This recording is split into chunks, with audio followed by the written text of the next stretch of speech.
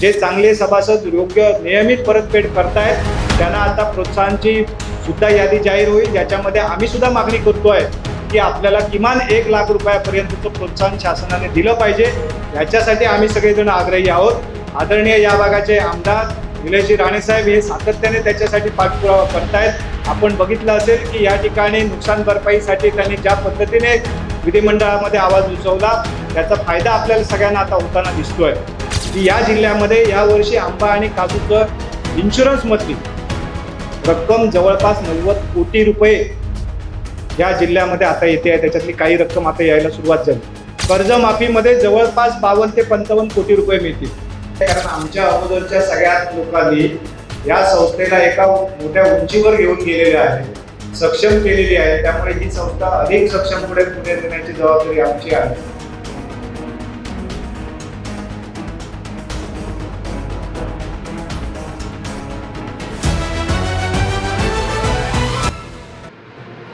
आज या संपूर्ण सिंधुदुर्ग जिल्ह्यामध्ये आम्ही प्रत्येक तालुक्यामध्ये मागच्या अनेक वर्षांपासून विकास सहकारी संस्थांच्या कामकाजाची दखल घेत त्या विकास संस्थांना सक्षम करण्यासाठी जिल्हा बँक म्हणून सातत्याने अनेक पावलं उचलत आलेलो आहोत। खरं तर सहकारातली जी त्रिसूत्री आहे, जे त्रिस्तरीय रचना आहे, त्याच्यामध्ये विकास सहकारी संस्था हा या सगळ्याचा पाया आहे। आणि विकास सहकारी संस्था असेल, जिल्हा बँक असेल, राज्य बँक असेल, या त्रिस्तरीय रचनेवर या देशातला सहकाराचा डोलारा उभा आहे। आणि म्हणून जो शेतकरी, ज्या शेतकऱ्यांनी एकत्र येत शेतकऱ्यांसाठी, शेतकऱ्यांच्या हितासाठी चालवलेली विकास सहकारी संस्था हे या सगळ्याचा पाया आहे। आणि म्हणून तो पाया अधिक मजबूत झाला पाहिजे याच्यासाठी जिल्हा बँक म्हणून आपण सातत्याने बघतात मागची 5 वर्ष आपण यापूर्वी कधीही अशा प्रकारचा निर्णय झाला नव्हता, परंतु मागची 5 वर्ष आपण विकास सहकारी संस्थांना त्यांच्या व्यवस्थापन खर्चामध्ये काही थोडीफार आर्थिक हातभार लागावा म्हणून प्रत्येक वर्षाला आपण साधारणतः 20,000 रुपये अनुदान देण्याची सुरुवात केली। प्रत्येक वर्षी विकास सहकारी संस्थांच्या सचिवांचे आरोग्यविषयक विमा असतील, त्यांना बोनस असेल, अशा प्रकारच्या विविध अंगी आपण त्या ठिकाणी मदत देण्याच्या दृष्टिकोनातून अनेक निर्णय घेतले।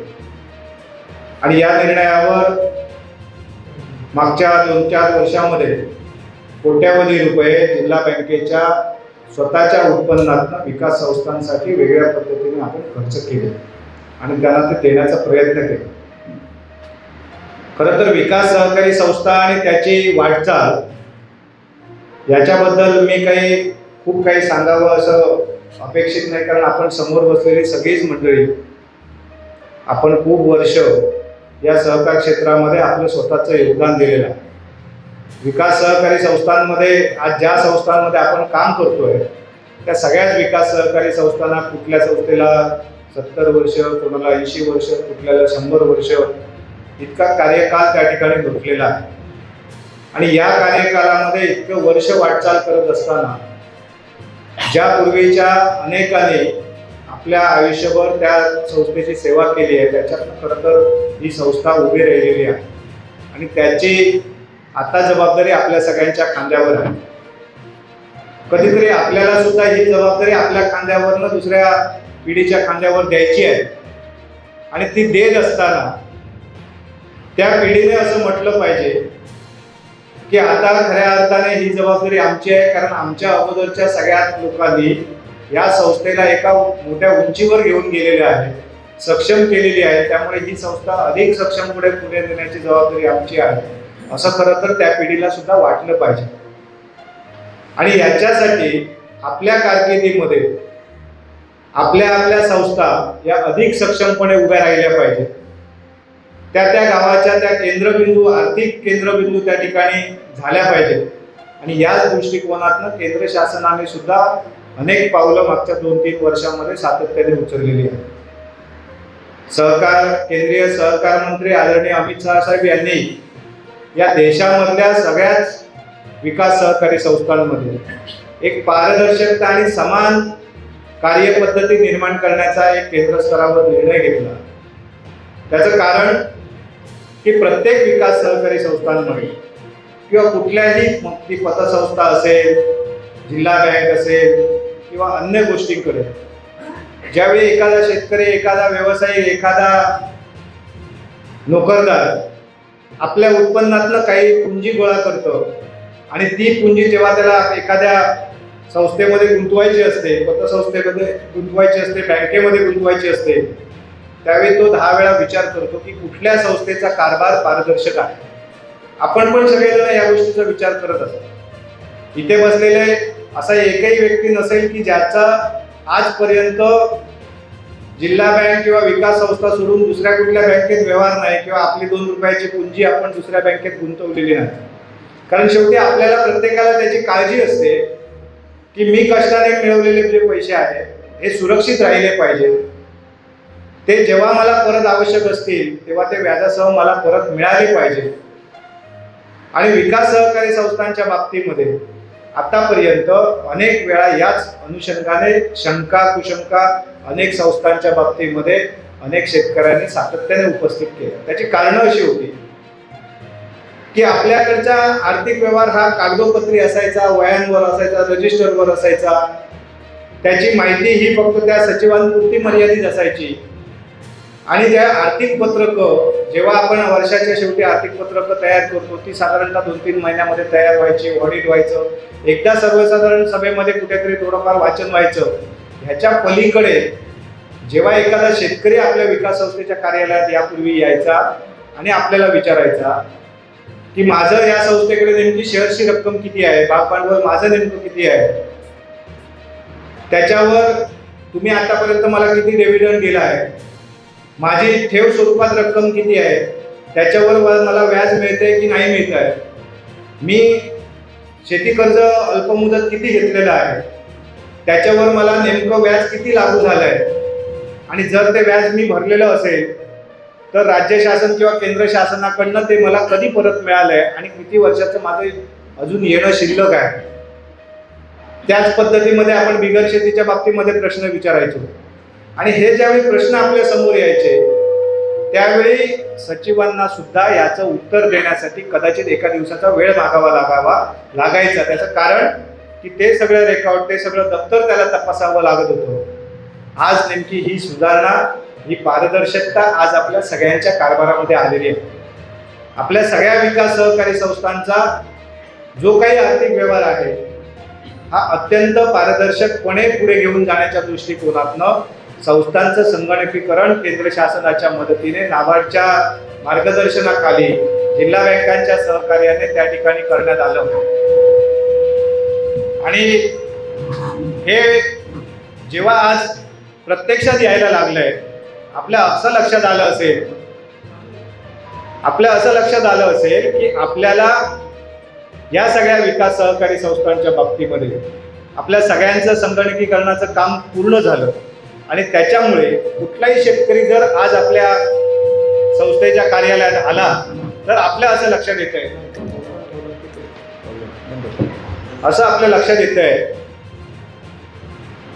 की तो शेतकरी आपल्या संस्थेत येऊन जेव्हा विचारतोय की मला या सगळ्याची माहिती द्या, त्यावेळी त्याचे प्रश्न पूर्ण होण्याच्या अगोदर विकास संस्थेचा सचिव एका क्लिकवर त्याची एक प्रिंट काढून त्याच्या समोर त्याचा सगळा आर्थिक व्यवहार, म्हणजे तुम्ही किती तारीखला सभासद झाला होता, म्हणजे तुम्ही 40 वर्षापूर्वी सभासद झालाय, 20 वर्षापूर्वी झालाय किंवा अजून काय झालं, त्याच्या तारखेसह त्याचं सगळं रेकॉर्ड हे एका प्रिंटवर त्याचं प्रश्न पूर्ण होण्याच्या अगोदर आपण त्याच्या हातात ठेवण्याची व्यवस्था आज विकास संस्थांकडे तयार झाली.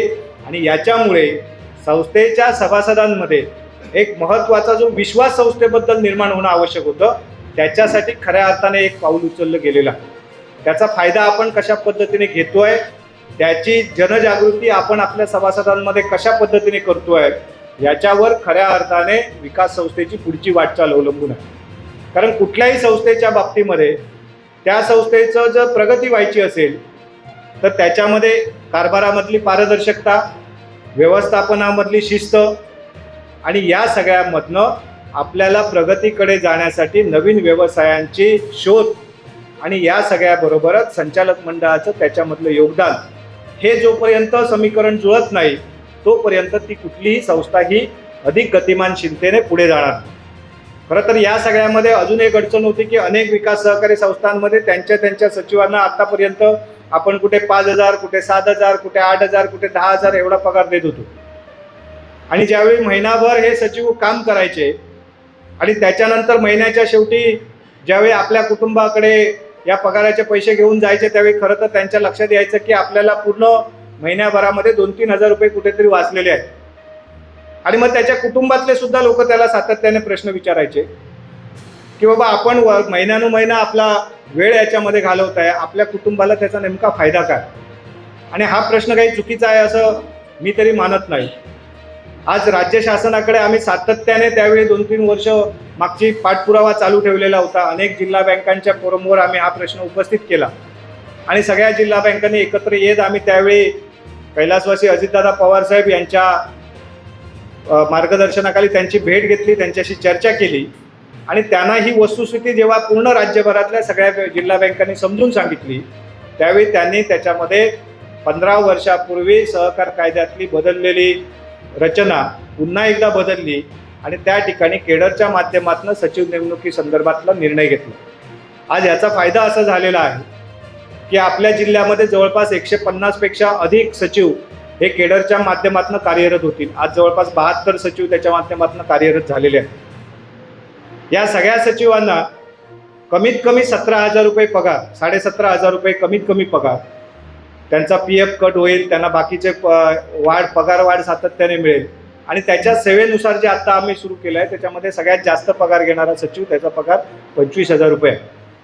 याचा अर्थ की जर सचिवाला योग्य पद्धतीने त्याला मानधन मिळालं तर त्या सचिवाच्या माध्यमातून एक चांगली सेवा आपल्या संस्थेला उपलब्ध होऊ शकते. आता हे करताना अशी गोष्ट लक्षात आली आहे की विकास संस्थेचं उत्पन्न आणि त्या सचिवाचा वाढीव पगार हे ज्यावेळी आपण द्यायला जातो त्यावेळी लाखो रुपयाचा फरक याच्यामध्ये निर्माण व्हायला लागतो. शासनाने जे काही मार्गदर्शन तत्व आपल्याला घालून दिलेली होती त्याच्यानुसार 15 पैसे जिल्हा बँकेने कॉन्ट्रीब्युशन दिलं पाहिजे, त्याच्यामधला सहभाग असला पाहिजे आणि ती रक्कम साधारणतः 15 ते 20 लाख रुपये होत होती.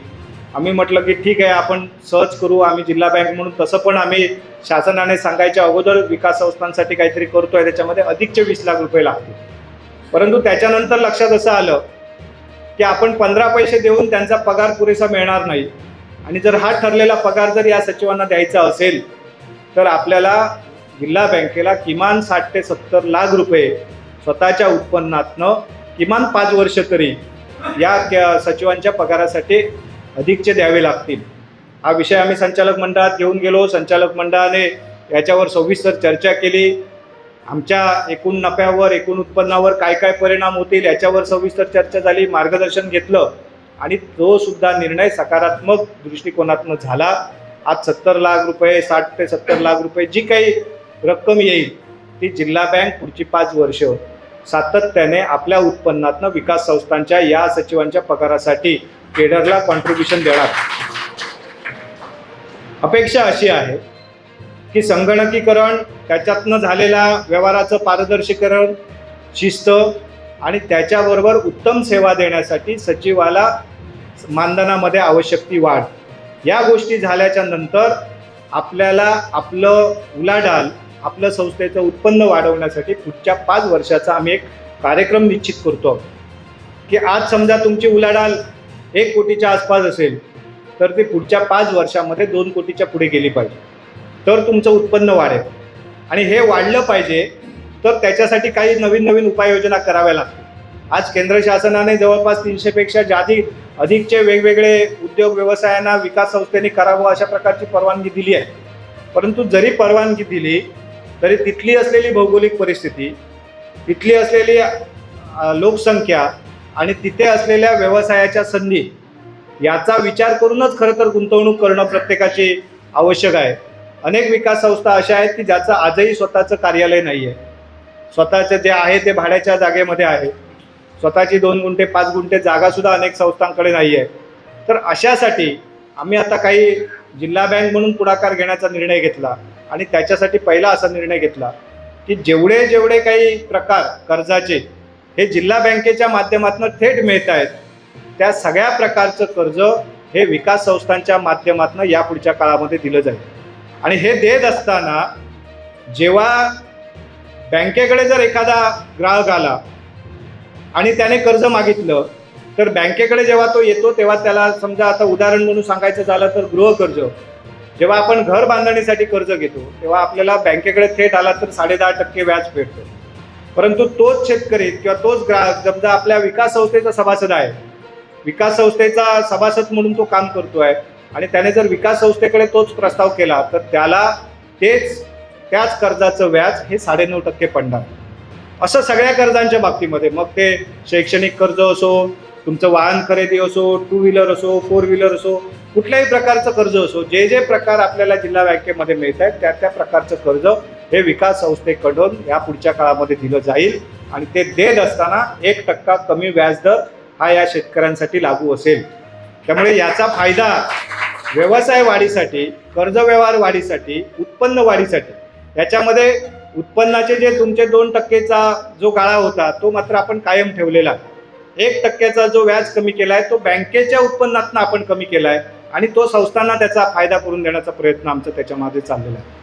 आता हे सगळं करण्यामागचं कारण असं आहे की विकास संस्थेकडे जास्तीत जास्त ग्राहक आला पाहिजे. त्या शेतकऱ्याला फक्त शेती कर्ज, बिगर शेती कर्जापुरतं मर्यादित न ठेवता त्याच्या प्रत्येक गरजेला तो विकास संस्थेकडे गेला पाहिजे. आज विकास संस्थेकडे जेव्हा आपण जातो तेव्हा आपल्याला कारण द्यावं लागतं की आपल्याला बिगर शेती आवश्यक असेल तर कुठल्या हेडखाली पाहिजे. मग आपण म्हणतो डेव्हलपमेंटचं कर्ज करू, एखादं बाग असेल का काय अजून थोडीफार जमीन असेल तर जमीन सुधारण्याच्या अंतर्गत आपण प्रस्ताव करू. मग येतं त्याच्यामध्ये बांधकाम येईल, कंपाऊंड वॉल येईल, विहीर येईल, काहीतरी अजून येईल. आणि मग ज्यावेळी तो कर्जदार हा प्रस्ताव करतो त्यावेळी असं लक्षात येतं की अशा प्रकारचे कर्ज करण्यासाठी, कर्जाचा प्रस्ताव तयार करण्यासाठी किंवा तो प्रस्ताव त्याला पूर्णत्वास नेण्यासाठी खरं तर कमीत कमी 2 ते 2.5 महिन्याचा कालावधी विकास संस्थांकडे जातो. आपण विचार करा की जेव्हा एखादा सभासद तुमच्याकडे कर्जाचा प्रस्ताव घेऊन येतो, सचिवांकडे येतो, चौकशी करायला येतो, तिथून पासून जर काउंटडाऊन सुरू केलं तर त्याला सचिव ज्यावेळी सांगतात की तुला ह्या प्रकारचं कर्ज आवश्यक असेल तर या प्रकारचे कागदपत्र तू तयार कर. तो पुढच्या 2, 5, 8 दिवसामध्ये ते कागदपत्र तयार करतो, सचिवांकडे आणून देतो. सचिवांकडे आणून दिल्यानंतर सचिवांनी तपासल्यानंतर ते चेअरमनला सांगतात की अशा अशा प्रकारचा एका सभासदाचा कर्जाचा प्रस्ताव आपल्याकडे आलेला आहे, तो आपल्याला बँकेकडे पाठवायचा आणि त्याच्यासाठी विकास संस्थेच्या संचालक मंडळाची बैठक लावली पाहिजे. मग तिथून परत पुढचे 10-12 दिवस हे संस्थेच्या मिटिंगसाठी जातात. याच्यातच मुळात त्याच्या आधी 20 ते 25 दिवस गेलेले असतात. आणि हा प्रस्ताव एकदा तिथून पुढे गेला की त्याच्यानंतर विकास अधिकाऱ्यांकडे जातो. त्याच्यात जर स्थळ पाहणी करायची असेल तर मग त्याच्यामध्ये 8 ते 10 दिवस अधिकचे जातात. आणि इथेच त्याचा 1.25 ते 1.5 महिना, 1.25 महिना तरी किमान हा तालुका पातळीपर्यंत त्याचा प्रस्ताव घुटमळत असतो. त्याच्यामध्ये तो सभासद कदाचित 2-3दा सचिवाला विचारतो काय झाला, सचिव सांगतात आम्ही पाठवला बँकेकडे, येताला बघूया कायता. अशा प्रकारची एक त्याची वाटचाल चालू असते. आणि त्याच्यानंतर जेव्हा ते जिल्हा स्तरावर येतं, हेड ऑफिसला बँकेच्या येतं, त्याच्यानंतर परत त्याची तपासणी होते. त्याच्यानंतर संचालक मंडळाची बैठक जेव्हा कधी 2 दिवसांनी, 8 दिवसांनी, 10 दिवसांनी असेल त्या कालावधीमध्ये पर्यंत तो तिथे प्रस्ताव थांबलेला असतो. तिथून मंजुरी झाली की ते मंजुरी पत्र परत विकास अधिकाऱ्यांकडे येतं, विकास अधिकाऱ्यांकडनं सचिवाकडे जातं. त्याच्यामध्ये पुन्हा एकदा 15 दिवस जातात. या सगळ्यामध्ये 2 महिने मंजुरी पत्र त्या विकास संस्थेपर्यंत पोहोचण्यामध्ये 2 महिने गेलेले असतात. मंजुरी पत्र झालं की परत एकदा त्या कर्जाच्या उचलीसाठी ते डॉक्युमेंट करण्यासाठी संचालक मंडळाची मीटिंग बोलवा, त्याचे कागदपत्र करा, ही करार बोजा नोंदी संदर्भातल्या वाटचाली सुरू करा. हे सगळं करेपर्यंत जवळपास 2.5 महिन्याचा कालावधी जातो. आणि नंतर तोपर्यंत तो जो शेतकरी आहे तो थकलेला असतो. म्हणजे त्याची एकतर गरज संपलेली असते किंवा तो म्हणत असतो की बाबा मिळाला तर मिळाला, नाही तर नाही मिळाला. अशा मानसिकतेपर्यंत तो येतो. त्या दिवशी सचिवाचा फोन जातो की बाबा तुझा कर्ज मंजूर झाला, आता ये जरा. त्यावेळी तो म्हणतो बघूया आता गरज लागली तर येते, नाही तर सोडून दे. आणि तोपर्यंत संचालक मंडळाला किमान तो 50 शिव्या घालून मोकळा झालेला असतो. आणि त्याच्यात चेअरमनला दोष दिलेले असतात, संचालकांना दोष दिलेले असतात, सचिवाच्या कार्यपद्धतीला दोष दिलेले असतात, पण त्याला ही माहिती नसतं की हे किती किती टप्प्यावरनं या फाईलची वाटचाल चालू असते, किती किलोमीटर त्याचा प्रवास झालेला असतो. आणि या सगळ्यानंतर जेव्हा तो कर्जाची उचल करतो त्यावेळी असं लक्षात येतं की 3 लाख रुपये मी बिगर शेती कर्ज घेतलंय, त्याच्यातले 30,000 रुपये आधी शेअर्सचे गेले आणि उरलेले जे काय 18% GSTचं बिल द्या, ह्याचं बिल द्या, मग तो दुकानदारांकडे फिरायला सुरू करतो, एखाद्या व्यापाऱ्याकडे फिरतो आणि त्याच्यातनं GSTचं बिल शोधण्यामध्ये त्याचे 15 दिवस गेलेले असतात. मग एखादा सांगतो 10% GST दे, दुसरा म्हणतो 18% दे. आणि या सगळ्यातनं जेव्हा त्याची कर्जाची उचल होते त्यावेळी असं लक्षात येतं की प्रत्यक्षात माझ्या हातामध्ये 4 महिन्याच्या प्रवासानंतर कष्टानंतर 2.5 लाख रुपये पडले आहेत आणि मला 3 लाखाचं व्याज भरायचं आहे आणि 3 लाखाचा हप्ता भरायचा आहे. त्या दिवशी तो गणित घालतो की याच्या पुढे विकास संस्थेकडे जायचं नाही, ह्याच्यापेक्षा जर मी बँकेत गेलो असतो तर बँकेत मला 4 दिवसात कर्ज मिळालं असतं. खूप 4 दिवस, म्हणजे जिल्हा बँकेत जरी थेट आला तरी त्याला 4 दिवसात ते कर्ज मिळालं असतं, खूप 8 दिवसामध्ये मिळालं असतं. पण त्याचा बाकीचा सगळा तोटा वाचला असता, वेळ वाचला असता. आणि मग या सगळ्या गोष्टींमुळे विकास संस्थेकडे सभासद वळत नाही. शेती कर्जापुरते का वळतात? तर व्याजाचं सबवेन्शन, व्याज परतावा हा विकास संस्थेच्या माध्यमातून शेती कर्ज घेतलं तर सहज मिळतो, म्हणून मग शेती कर्ज आपण तिथे घ्यायचं, खत खरेदी करण्यासाठी तिथे जायचं. कारण खाजगी व्यापाऱ्याकडे थोडी महागाई असते, त्याच्यातही आजकाल ते पळवाटा काढून लवकर खत आपल्याकडे उपलब्ध करून घेतात. त्या शेतकऱ्याला सांगतात की आणखी याच्यानंतर खतं जेवचं नाही, आता काय तू मिळाला तर आजच 10 रुपये अधिकचे ती आणि घेऊन जा. ते पण म्हणतात की जाऊन दे, आमच्या सोसायटीचा काय खरा नाही, त्याच्यापेक्षा याच्याकडनं घेऊन जाऊया. म्हणून उचललेली कर्जाची रक्कम आहे ती सुद्धा तो तिथे खर्च करून टाकतो. आणि ह्या एका वेगळ्या चक्रव्यूहामध्ये आपला शेतकरी सातत्याने गुरफटत चाललेला आहे. या सगळ्याच बरोबर एखाद्या शेतकऱ्याला जर आवश्यक असेल की शेती कर्ज झालंय माझं, अजून काय झालंय, पण माझ्या घरात आता एखादा कुठला तरी कुटुंबातला एक सदस्य आजारी पडलाय, मला त्याला 25,000 रुपये खर्च करायचा आहे, 50,000 रुपये खर्च करायचा आहे. हॉस्पिटलमध्ये गेल्यानंतर त्याला जर मी पैसे माझ्या हातात नसतील तर मला त्याला कुठली त्या ठिकाणी वैद्यकीय सेवा घेता येणार नाही. मग अशा परिस्थितीमध्ये त्याला तात्काळ कर्जासाठी सुद्धा तो अनेक दारोदार फिरतो, कोणाकडनं तरी वेगळे पैसे घेण्याचा प्रयत्न करतो. आणि आज आपल्या जिल्ह्यामध्ये सहजरित्या बचत गटांकडे गेल्यानंतर, बचत गटाच्या सदस्याला भेटल्यानंतर सहजरित्या एक काही जी काय रक्कम असेल 10,000, 20,000, 25,000 हे ते काय म्हणतात 2% व्याजाने आम्ही दिले. पण 2% व्याज हे महिन्याचं आहे, वर्षाला 24% पडतायत. ह्याचा तो कारण शेवटी ते संकट त्याच्यावर आलेलं असतं आणि या संकटाच्या वेळी विकास संस्था त्याच्यासाठी उभी राहू शकत नसते. कारण आपण म्हणणार की तू कागदपत्र दे, परत 2-2.5 महिन्याचा प्रवास कर, ते त्याला शक्य नसतं. आणि अशा परिस्थितीमध्ये ह्या परिस्थितीचा फायदा कदाचित आपल्याला लक्षात येत नसेल की आपली ह्या परिस्थितीवर कोणतरी डोळा ठेवून आहे. आपल्या या सगळ्या परिस्थितीमध्ये आज दक्षिण भारतातल्या ज्या खाजगी फायनान्स कंपन्या आहेत यांचा अगदी बारकाईने डोळा या सगळ्या परिस्थितीवर आहे. आज तुमच्या माहितीसाठी सांगतोय की आपल्या संपूर्ण सिंधुदुर्ग जिल्ह्यामध्ये ह्या दृष्टिकोनातनं जेव्हा तुम्ही आज संध्याकाळपासून आपल्या घरात चौकशी करायला सुरुवात कराल त्यावेळी तुमच्या लक्षात येईल की शेजाऱ्याने सुद्धा कदाचित 10,000 रुपये खाजगी कंपनीकडनं कर्ज घेतलेलं आहे. या सगळ्या कंपन्यांचे प्रतिनिधी डायरेक्ट घराकडे येत आहेत. आठवड्यातनं एकदा कुठल्या तरी एका ठिकाणावर तुमच्या वाडीत, तुमच्या गावात, तुमच्या ठिकाणात कुठेतरी येत आहेत, बसतायत, एका फक्त वहीवर सह्या घेत आहेत आणि तात्काळ त्याला कॅश स्वरूपात पैसे काढून देत आहेत. अकाउंट नाही, काय नाही. आणि ठरलेलं असतं की आजच्या सोमवारी मी दिले तर पुढच्या सोमवारी येऊन मी व्याजाचे पैसे घेऊन जाणार. ते त्या ठरलेल्या दिवशी येत आहेत. आणि आपल्या शेवटी शेतकऱ्याचा स्वाभिमान महत्त्वाचा असतो. आपल्यावर कुठल्याही प्रकारचा डाग लागू नये म्हणून ते त्याचं व्याज न चुकता परतफेड करत राहतात. आणि ह्या परतफेड करण्याच्या सगळ्या गंगाजळीमध्ये जे काही 200 कोटी रुपयाचं वाटप या जिल्ह्यामध्ये या खाजगी कंपन्यांनी केलेलं आहे, ह्याच्यामध्ये सगळ्यात जर पहिला बळी कोण जात असेल तर आपला सर्वसामान्य शेतकरी आणि त्याचे कुटुंबीय जात आहेत. याच्यासाठी आपण कधी पावलं उचलणार आहोत.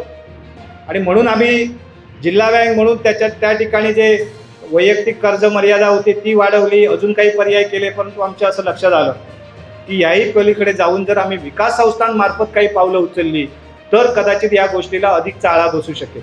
आणि म्हणून कालच्या महिन्यामध्ये आम्ही एक निर्णय घेतला की जवळपास 5 लाख रुपयापर्यंतचं कर्ज जे विनाकारण असेल, परंतु विनातारण असणार नाही, विनाकारण असेल, मग त्याला तो आपण डेव्हलपमेंटलाच पाहिजेत का अजून काय पाहिजे असं न विचारता त्याला आवश्यक आहे ना, तो म्हणतोय की मला 1 लाख रुपये आवश्यक आहेत, पण त्याच्यामध्ये संचालक मंडळाने फक्त खात्री केली पाहिजे की मी ज्या सभासदाला हे पैसे देतोय तो सभासद त्याचा वापर योग्य कारणासाठी करणार आहे.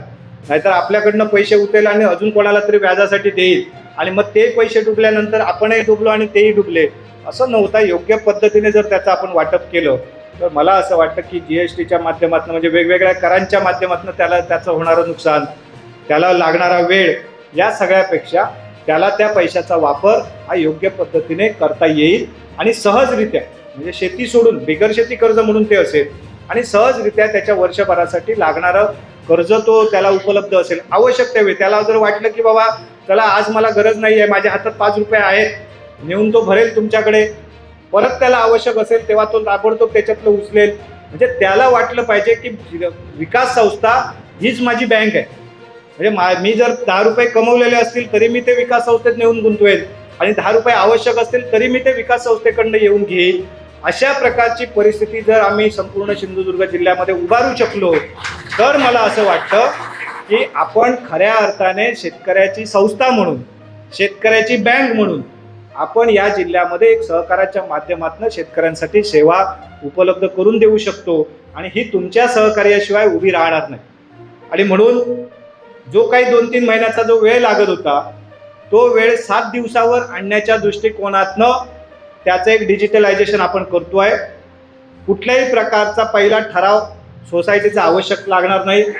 सगळ्या विकास संस्थांनी आपापल्या स्तरावर आपल्या उपविधीमध्ये आता सर्वसाधारण सभा लागतील त्याच्यात एक तरतूद करा, कर्ज उपसमितीची स्थापना करा, त्याच्यामध्ये 3 सदस्यांची नोंदणी करा, चेअरमन, व्हाईस चेअरमन आणि एक संचालक यांनी त्याच्यामध्ये तात्काळ ती जी आपण त्याला म्हणतो धावती बैठक, तशा पद्धतीचा अजेंडा 3 दिवसाचा 5 दिवसाचा न करता एखादाचा कर्ज प्रस्ताव असेल तर ते प्रोसिडिंग करून तुम्ही तात्काळ तिथल्या तिथे, म्हणजे आता त्याच्यामध्ये सचिवाने कागदपत्राची फाईल घेऊन विकास अधिकाऱ्याकडे जायचं नाही, कागदपत्राची फाईल घेऊन जिल्हा बँकेच्या हेड ऑफिसला जायचं नाही, त्याने कमीत कमी कागदपत्रामध्ये ते कागदपत्र त्याच संस्थेकडे असलेल्या संगणकीय व्यवस्थेतनं त्याने ते अपलोड करायचे स्कॅन करून आणि तिथून ऑनलाईन तो प्रस्ताव विकास अधिकाऱ्याकडे जाईल. त्या क्षणाला तो हेड ऑफिसच्या आमच्या पोर्टलवर दिसेल. हेड ऑफिसला आमच्याकडे एक अधिकारी बसलेला असेल की मालवण तालुक्यामध्ये आजच्या दिवशी या विकास संस्थांकडे इतके अर्ज प्राप्त झालेले आहेत. मग तो त्या सचिवाला सांगेल की तुझ्या हातात आलेला अर्ज हा पुढच्या 24 तासाच्या आतमध्ये तू विकास अधिकाऱ्याच्या पोर्टलला पाठवायचा आहे. तो सुद्धा पाऊस लागला म्हणून काय प्रॉब्लेम नाही, रस्ते बंद असले म्हणून काय प्रॉब्लेम नाही, ऑनलाईन पाठवायचा आहे, कुठलाही कागद तिथे पाठवायचा नाही.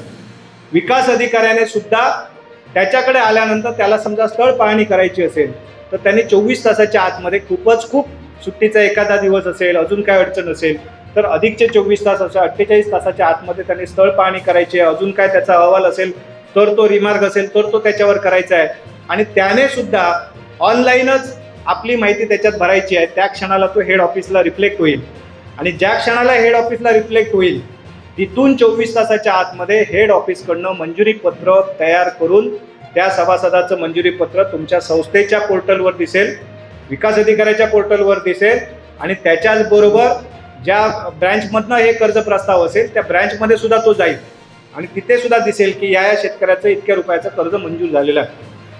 याच्यासाठी जिल्हा बँकेच्या सुद्धा संचालक मंडळाच्या बैठकीची आवश्यकता आम्ही 5 लाखापर्यंत ठेवलेली नाही.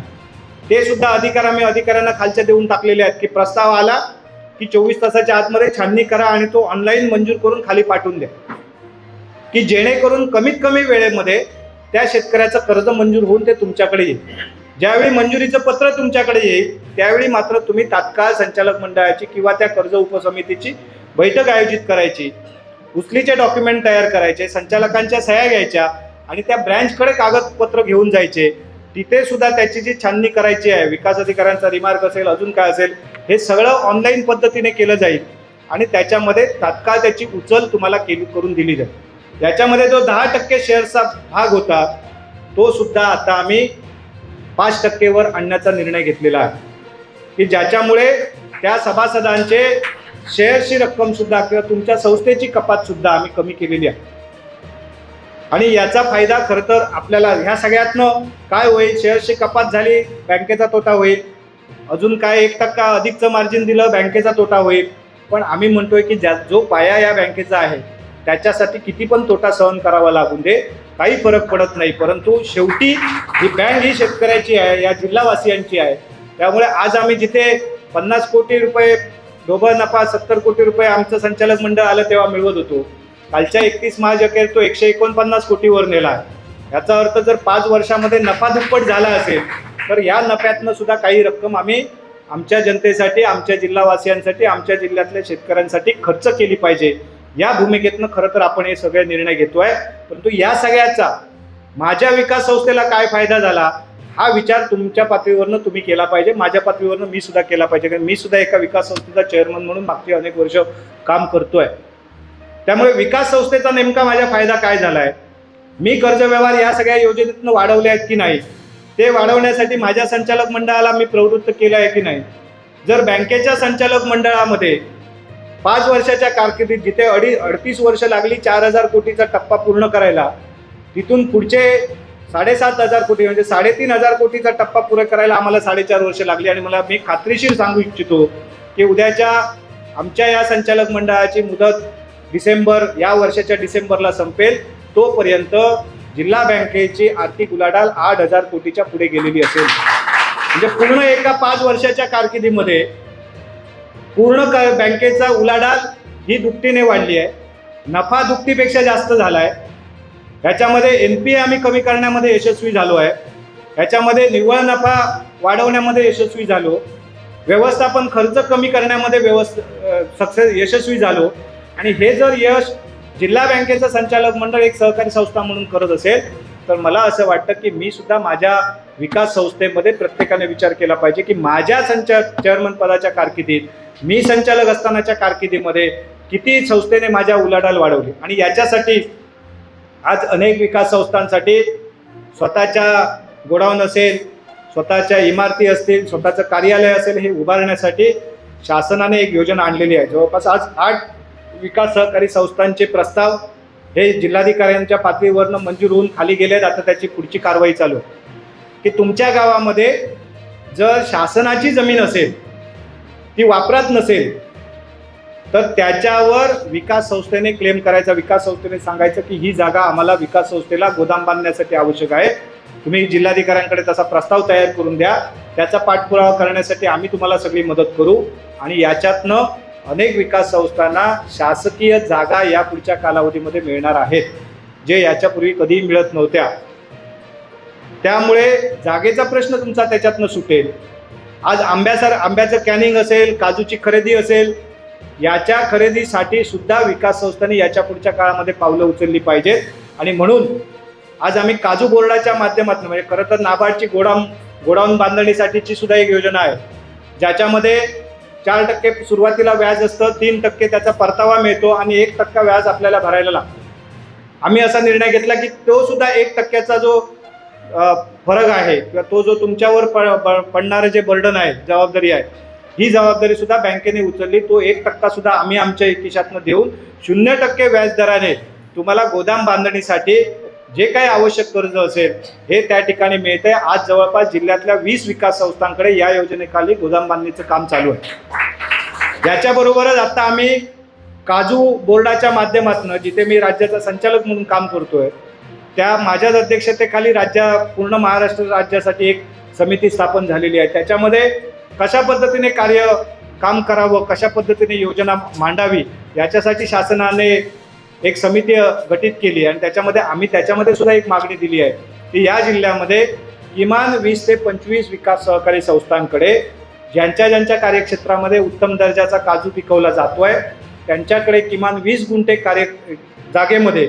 एक उत्तम दर्जाचं गोडाऊन, म्हणजे याच्यामध्ये कंपाऊंड वॉल असेल, ड्राईंग यार्ड असेल, म्हणजे काजू सुकवण्यासाठीची जागा असेल, मॉइश्चर तपासण्याची मशीन असेल, आणि त्या गोडाऊनच्या माध्यमातून ज्या पद्धतीने आज भात खरेदी केली जाते, तशाच पद्धतीने काजूची खरेदी ही सुद्धा या ठिकाणी काजू बोर्डाच्या माध्यमातून केली जाईल आणि त्याचं केंद्र हे विकास संस्थेचं गोडाऊन असेल आणि त्याचा फायदा, त्याचं कमिशन जे आहे हे त्या विकास संस्थेला मिळेल.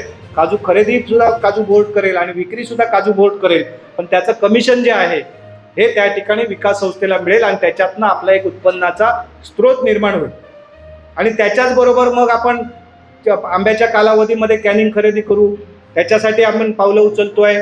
गेल्या आठवड्यामध्ये मी सगळ्याच तालुका विकास खरेदी विक्री संघांची एक बैठक घेतली. जिल्हा खरेदी विक्री संघ असं एकत्र मिळून आम्ही 8ही तालुक्यांमध्ये, आज खरं तर मालवणच्या तालुका संघाचा स्वतःचा सहकार बाजार आहे, परंतु तरीसुद्धा एक नियंत्रितरित्या, कारण आज स्पर्धा वाढत चाललेली आहे. तुमच्याकडे समजा साखरेमध्ये 1 रुपया कमी असेल, त्याच्याकडे त्याच्यापेक्षा 1 रुपया कमी असतो, दुसऱ्याकडे गेलात तर 50 पैसे कमी असतात. विकास संस्थेचं समजा आपण दुकान घातलं तर त्या सचिवाला 1 रुपया कमी करण्याचा अधिकार नसतो. आपण म्हणणार की जेवढं मंजूर त्याच्यावर लिहिलेलं आहे, प्रिंट आहे, त्याच्यात दे. पण तोच जर ग्राहक दुसऱ्याच्या दुकानात गेला तर त्याला कदाचित 3 रुपये कमी मिळतात. याच्यावर पर्याय म्हणून आपण एक सहकाराच्या माध्यमातून 8च्या 8ही तालुक्याच्या ठिकाणी सहकार बाजार आणि किमान संपूर्ण सिंधुदुर्ग जिल्ह्यामध्ये किमान 80 विकास सहकारी संस्थांकडे अशा प्रकारचे सहकार बाजाराचे काउंटर उभारायच्या संदर्भातले आम्ही पावलं उचलतो आहोत की ज्याच्या माध्यमातून विकास सहकारी संस्थेला त्या दुकानात असणारा प्रत्येक माल हा जिल्हा स्तराच्या जिल्ह्याच्या ठिकाणी, मग ती कुडा MIDC असेल किंवा अन्य कुठेतरी एक जागा बघून तिथे पॅक होऊन तो येईल. त्याचं समजा डेड बार होत असेल तर त्याच्या अगोदर तो माल उचलला जाईल, त्याच्यामध्ये 1 रुपयाचं नुकसान तुमचं होणार नाही, पण जे काय विक्री कराल त्याचं कमिशन तुम्हाला निश्चितपणे मिळेल. अशा प्रकारचे सुद्धा सहकार बाजारची एक चैन या संपूर्ण सिंधुदुर्ग जिल्ह्यामध्ये उभारण्यासंदर्भातला आम्ही निर्णय घेतो आहोत. याच्यामध्ये सुद्धा आपण सहभागी होण्यासाठी खरं तर प्रयत्न करावेत. आणि या सगळ्याबरोबर आपल्या विकास संस्थेकडे शेती कर्ज, बिगर शेती कर्जाच्या व्यतिरिक्त आपल्याला हे वेगवेगळ्या प्रकारचे व्यवसाय निवडले जावेत. या व्यवसायाच्या संदर्भातला आपला एक दृष्टिकोन बदलावा. कशा पद्धतीने माझ्या गावात काय करता येईल या दृष्टिकोनातून आपली विचारधारा निर्माण व्हावी. याच्यासाठी या संपूर्ण जिल्ह्यातल्या 228 विकास संस्थांचा प्रत्येकाचा एक प्रतिनिधी याच महिन्यामध्ये आपण 4 दिवसाच्या ट्रेनिंगसाठी, अभ्यास दौऱ्यासाठी बारामतीला पाठवतो की जेणेकरून तुम्ही त्या ठिकाणी गेल्यानंतर तिथली कार्यपद्धती काय आहे, कशा पद्धतीने तिथल्या विकास संस्था 10-10, 20-20, 25-25 कोटीची उलाढाल करतायत, कशा पद्धतीने ते आपल्या गावामध्ये सेवा देत आहेत, हे पाहिल्यानंतर त्या तुमच्या प्रतिनिधींच्या लक्षात येईल की काहीतरी आपण पण केलं पाहिजे. माझं म्हणणं असं आहे की 228 जणांनी जाऊन आल्यानंतर किमान त्याच्यातल्या निम्म्या जणांमध्ये जरी परिणाम झाला तरी सुद्धा आपल्या जिल्ह्यामध्ये सहकाराच्या माध्यमातून एक चांगली चळवळ निश्चितपणे उभी राहील. आणि याच्यासाठी जिल्ह्याचा कृषी उत्पन्न बाजार समिती असेल, जिल्हा बँक असेल, शासन असेल, जिल्हा परिषद असेल, या सगळ्याच्या माध्यमातून तुम्हाला लागणारं सर्वतोपरी बळ देण्याचा आम्ही प्रयत्न करतो. आज आम्ही जिल्ह्यामधल्या अनेक विकास संस्था, म्हणजे जवळपास 100 विकास संस्था अशा निवडतो आहोत की ज्याच्या माध्यमातून दूध कलेक्शन सेंटर उभं राहावं, ज्याच्या माध्यमातून आपल्या शेतकऱ्याला दूध निर्मितीसाठी त्यांना कमी व्याजदरामध्ये काही योजनांच्या माध्यमातून त्या ठिकाणी दुधा जनावरं खरेदीसाठीचा प्लॅन तयार करतो. या जिल्ह्यामध्ये जवळपास 2000 पेक्षा जास्त दुधा जनावरं एका आर्थिक वर्षामध्ये राज्याच्या बाहेरून आली पाहिजे, याच्यासाठी एक नियोजन आम्ही तयार केलेलं आहे. त्याच्यासाठी शेतकऱ्यांची निवड प्रक्रिया आता चालू आहे, जी कदाचित पुढच्या 1 महिन्याभरामध्ये पूर्ण होईल. परंतु दूध सहकारी संस्था स्थापन करण्यापेक्षा आपल्या असलेल्या विकास सहकारी संस्थेकडे दूध संकलन केंद्र सुरू करता येईल का, आपल्या दुधा जनावरांसाठी लागणारं जे खाद्य आहे त्याच्या विक्रीचं एक केंद्र आपल्या विकास संस्थेकडे सुरू करता येईल का. परंतु हे करत असताना आजूबाजूच्या 4 विकास संस्थांनी मिळून ह्या व्यवसायांचं वाटप करून घेतलं पाहिजे. एकाकडे बाबा काजू खरेदीचं सेंटर असेल, दुसऱ्याकडे खाद्य खरेदी विक्रीचा व्यवसाय असेल, तिसऱ्याकडे किराणा मालाचं दुकान असेल, चौथ्याकडे अजून काय असेल. नाही तर आपल्याच स्पर्धेमध्ये आपण स्वतःचं नुकसान सुद्धा करून घेता नये. याच्यासाठी आपण आजूबाजूच्या विकास संस्थांनी एकत्रित येऊन व्यवसायाची निवड केली पाहिजे. आणि ही व्यवसायाची निवड जेव्हा तुम्ही अशा प्रकारे एकत्र याल, संवाद कराल, त्यावेळी मला वाटतं की ती व्यवसायाची निवड करणं अधिक सोयीस्कर आणि सोपं होईल. आणि म्हणून या सगळ्याबरोबरच आपण जे शेतकऱ्यांच्या कर्जमाफीच्या संदर्भात आज पाहतो आहोत, की हा सिंधुदुर्ग जिल्हा संपूर्ण महाराष्ट्रामध्ये सगळ्यात कमीत कमी कर्जमाफीसाठी पात्र झालेल्या शेतकऱ्यांचा जिल्हा आहे. खरं तर राज्य शासनाच्या स्तरावरनं विचारणा सुद्धा झाली की इतके कमी शेतकरी कर्जमाफीसाठी पात्र का झाले. खरं तर हा आपल्या जिल्ह्याचा अभिमान स्वाभिमान सुद्धा आहे की माझ्या जिल्ह्यातले शेतकरी प्रामाणिकपणे कर्जाची परतफेड करतायत. खरं तर अनेकांना इथे बसलेल्यांना हे वाक्य आवडलेलं नसेल याची मला खात्री आहे. त्याचं कारण की आपण फक्त एकाच बाजूने विचार करतोय की 7 वर्षानंतर मिळालेली 1.5 लाखाची 2 लाखाची कर्जमाफी, पण त्याच्याबरोबर आपण हा विचार करत नाही आहोत की जर 6 वर्ष मी जर रितसर कर्ज परतफेड करत राहिलो तर मला 0% व्याजदराने किती फायदा झाला, त्याच्यामुळे माझा इन्शुरन्सचा क्लेम झाला, त्याच्यामुळे माझा इन्शुरन्स जेव्हा काही क्लेम मिळत असेल त्याचे मला फायदे घेता आले आणि मी रेग्युलर कर्जदार असल्यामुळे म्हणजे मी थकबाकीदार नसल्यामुळे मी दुसऱ्या कुठल्याही प्रकारच्या कर्जासाठी पात्र सभासद झालो. आज खावटीमध्ये जे काही सभासद थकबाकीदार आहेत ते प्रत्येकजण हाच विचार करतोय की माझं 20,000 पर्यंतचं कर्ज आहे, आज व्याजासह ते 60,000 झालं आहे, परंतु मी जोपर्यंत कर्जमाफी मिळणार नाही तोपर्यंत मी काही हे कर्ज भरणार नाही. पण त्याच्या ही गोष्ट लक्षात येत नाही आहे की मागची 8 ते 10 वर्ष तो शेतकरी शेती कर्जासाठी वंचित राहिला आहे. त्या शेतकऱ्याला बिनव्याजी शेती कर्ज विकास संस्थेकडनं मिळत नाही आहे. त्या शेतकऱ्याला विकास संस्थेच्या माध्यमातून आपण जो इन्शुरन्सचा क्लेम करतोय त्याचा फायदा मिळत नाही आहे. अनेक प्रकारचे तोटे त्याला होत आहेत. आणि हे सगळं केल्यानंतर या खावटी कर्जमाफीधारकांच्या बाबतीमध्ये त्यांच्या ही गोष्ट लक्षात येत नाही की 31 मार्च 2016 अखेर जे शेतकरी पात्र होते त्यांची यादी ही प्रत्येक विकास संस्थेच्या पातळीवर निश्चित होऊन गेलेली आहे आणि ती यादी तुमच्या प्रत्येकाच्या दप्तरी उपलब्ध आहे. आणि त्या प्रत्येकाला किती कर्जमाफी मिळाली तर किती रक्कम मिळणार ही यादी रक्कम सुद्धा निश्चित झालेली आहे. आणि त्याचा शासन निर्णय 2019 मध्ये झाला.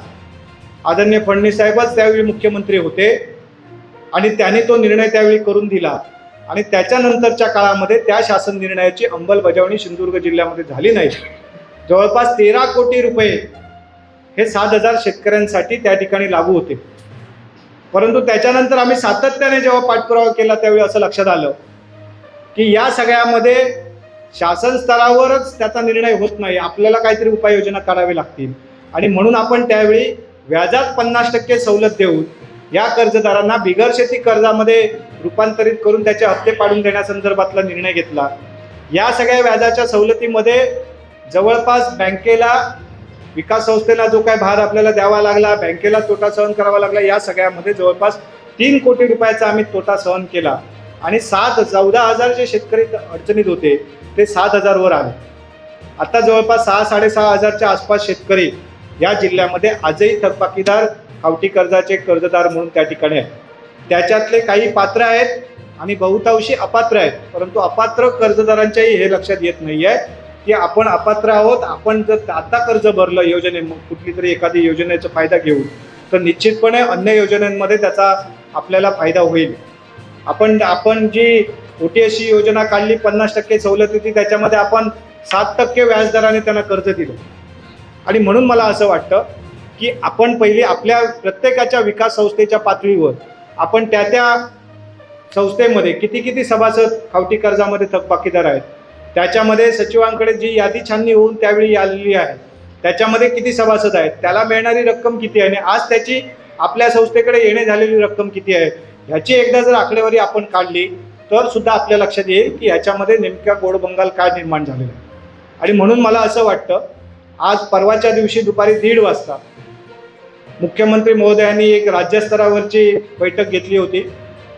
आपले पालकमंत्री आदरणीय नितेशजी राणे साहेब त्या बैठकीमध्ये सहभागी झाले होते. त्यांच्याकडे सुद्धा हा प्रश्न मी सविस्तररित्या दिला होता आणि त्याने तो विषय त्या ठिकाणी मांडला. मुख्यमंत्री महोदयांनी सांगितलंय की 2019च्या शासन निर्णयाच्या अंमलबजावणी संदर्भात आम्ही उपसमितीमध्ये चर्चा करू आणि निर्णय घेऊ. कदाचित तो निर्णय नजीकच्या कालावधीमध्ये आता होईल. परंतु जो जरी झाला तरी 31 मार्च 2016 अखेर जे पात्र सभासद होते त्यांनाच तो निर्णय लागू असेल, अन्य कोणालाही तो लागू असणार नाही.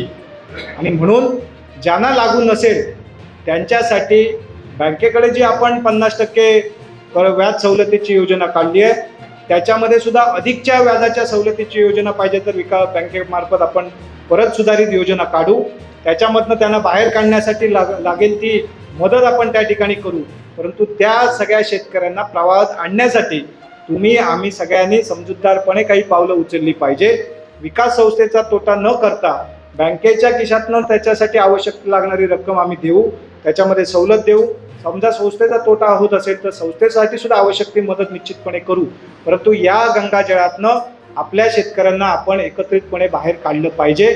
आणि समजा त्या कर्जदाराने कर्ज जरी भरलेलं असलं तरी ती कर्जमाफीची रक्कम त्याला मिळणार आहे, पण ती जी काय रक्कम त्याच्या कागदावर आहे तीच मिळणार. त्यामुळे अधिकची रक्कम होऊन तो जो काय नुकसानात जातोय. आणि याच्या पलीकडे जाऊन एक गोष्ट आपण सगळेजण उपस्थित संचालक महोदय आपल्या एक गोष्ट लक्षात आली पाहिजे की खावटी कर्जाच्या बाबतीमध्ये मुद्दलीच्या दुप्पट व्याज घेता येत नाही. मुद्दली एवढंच तुम्हाला व्याज घ्यावं लागेल. म्हणजे जर 20,000 रुपये कर्ज असेल तर त्याच्यावर अधिकचं 20,000 रुपयेच व्याज घेता येईल, 21,000 रुपये व्याज घेता येणार नाही. आणि आज तुमच्या रेकॉर्डला तुम्ही मुद्दामून सचिवांना सांगा की आज त्याचं व्याजाचं कॅल्क्युलेशन, आता तर काय सिस्टम आहे 5 मिनिटामध्ये तुमच्यासमोर आकडेवारी चेअरमन समोर येईल. तुम्ही त्यांना सांगा की हे जरा मांडा आणि मला दाखव म्हणून. त्यावेळी तुमच्या लक्षात येईल की 20,000च्या कर्जाच्या अगेन्स्ट त्याची 40,000 रुपये व्याज येणे बाकी तुमच्याकडे दिसते आहे, पण तुम्ही ती घेऊच शकत नाही आहात. याचा अर्थ असा आहे की संस्थेची ही सगळी रक्कम बिनव्याजी आज पडलेली आहे.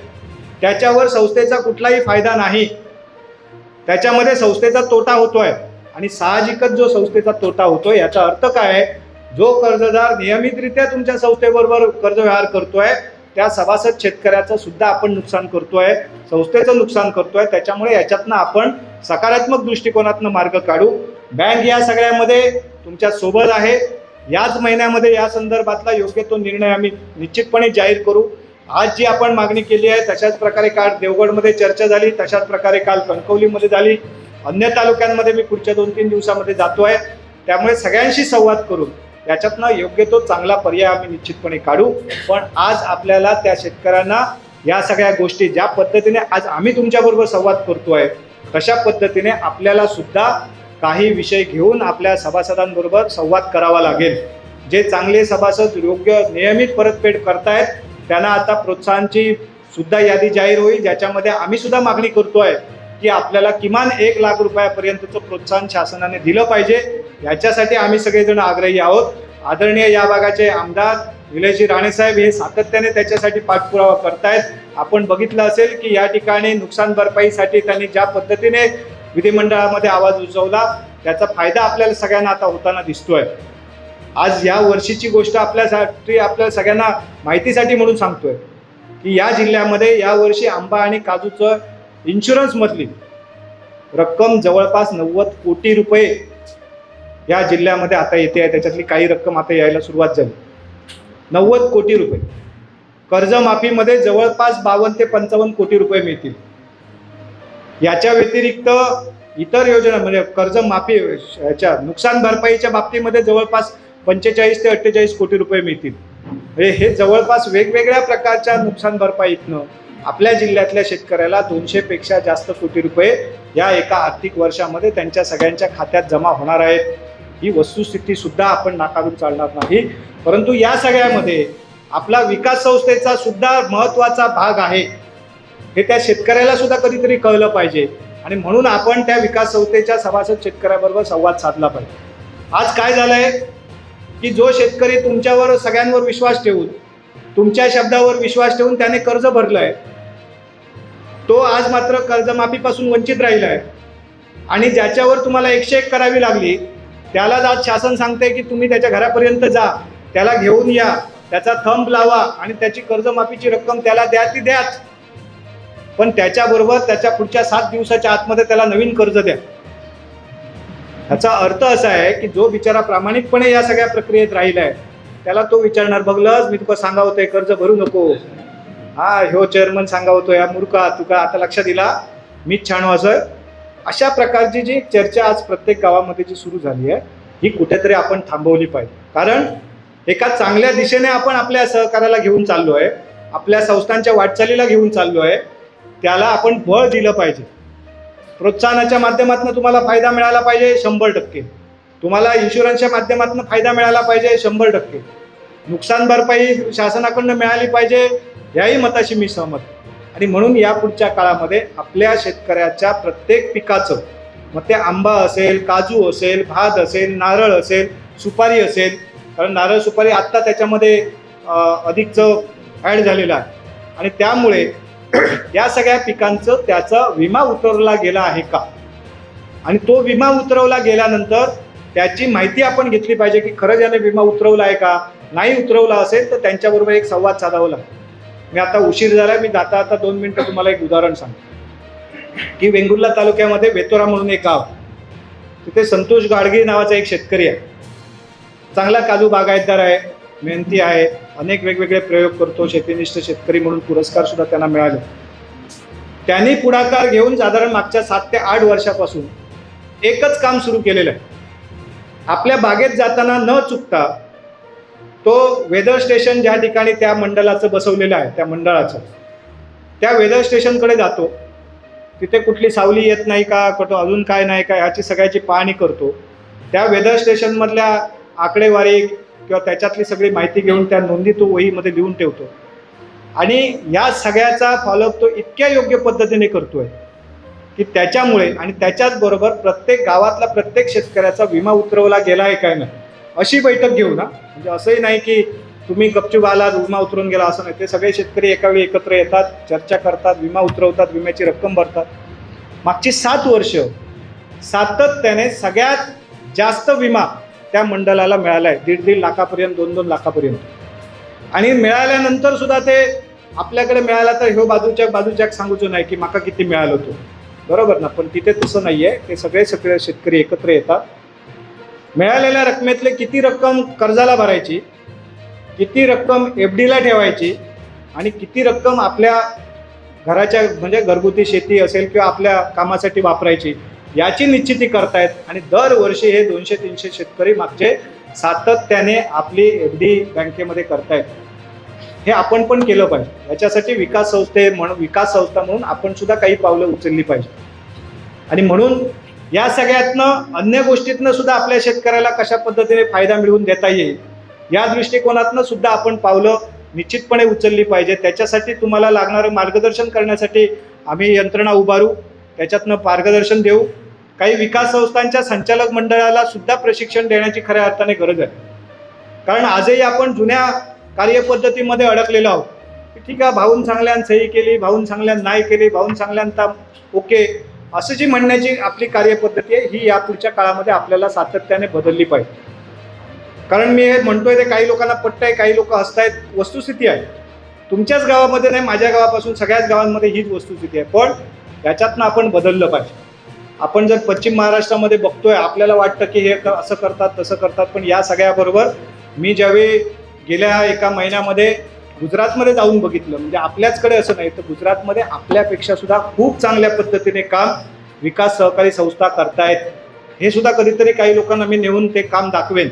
बघितलं पाहिजे, आपण समजून घेतलं पाहिजे की आपली संस्था कशा पद्धतीने आपण पुढे घेऊन जाऊ शकतो. आपल्या अनेक संस्थांच्या बाबतीमध्ये आम्ही आता बघतोय, प्रत्येकाच्या बाबतीमध्ये हाच दृष्टिकोन आहे. अरे असं दे रे, विकास संस्थांच्या बाबतीत असं नाही, इतर संस्थांच्या बाबतीत संस्था असं दे, त्या काम नाही काय झालं तरी चालेल. कारण काय 5 वर्षांनी एकदा बँकेला मत घालायचं आहे. ही जी भूमिका आहे ही कुठेतरी आपल्या मनातनं आपण काढून टाकली पाहिजे. ज्या सहकार क्षेत्रामध्ये आपण काम करतोय, ज्या सभासद शेतकऱ्यांनी आपल्या सहकार्याने आपल्याला निवडून दिलं आहे, आपल्या खांद्यावर 5 वर्षासाठी जबाबदारी टाकली आहे, ही प्रामाणिकपणे पार पाडली पाहिजे. ती संस्था सक्षम केली पाहिजे. आणि दुसऱ्या पिढीकडे तो कारभार जेव्हा कधी हस्तांतरित करण्याची वेळ येईल त्यावेळी स्वाभिमानाने आपली मान ताठपणे पुढे राहिली पाहिजे, उभी राहिली पाहिजे. त्यांनी सुद्धा आदरपूर्वक तुमचा मान सन्मान केला पाहिजे. इतकं चांगलं काम या सहकार क्षेत्रामध्ये उभारण्यासाठी खरं तर मी आपल्या सगळ्यांना विनंती करेन की आपण चांगल्या पद्धतीने या सगळ्यामध्ये सहकार क्षेत्रामध्ये खऱ्या अर्थाने सहकारी म्हणून एकमेकांचे आपण काम करूया, संवाद साधूया, चर्चा करूया, मार्ग काढूया. इथे पक्षीय राजकारण असेल, अजून काय असेल, ह्या सगळ्या गोष्टी बाजूला ठेवा. परंतु आपल्याला सहकार्याच्या माध्यमातून एकत्र येऊन या समाजासाठी काहीतरी उभारायचं आहे आणि हे उभारण्यासाठी आपण सगळ्यांमध्ये एक ताकद आहे, शक्ती आहे, ती वापरली पाहिजे, ती ताकद ओळखली पाहिजे आणि ती ओळखून जर आपण एकमेकाच्या हातात हात घालून जर काम करू शकलो तर मला असं वाटतं की महाराष्ट्रालाच नव्हे तर देशाला आदर्श सहकारातली एक चळवळ म्हणून या ठिकाणी आपल्या सिंधुदुर्ग जिल्ह्यामधली मंडळी पुढे जातील. कारण आपल्यालाही माहिती आहे कैलासवासी शिवरामभाऊ जाधव साहेब असतील, डी बी ढोलम साहेब असतील, या लोकांनी आपल्या आयुष्याची या ठिकाणी आहुती दिली या सहकारासाठी.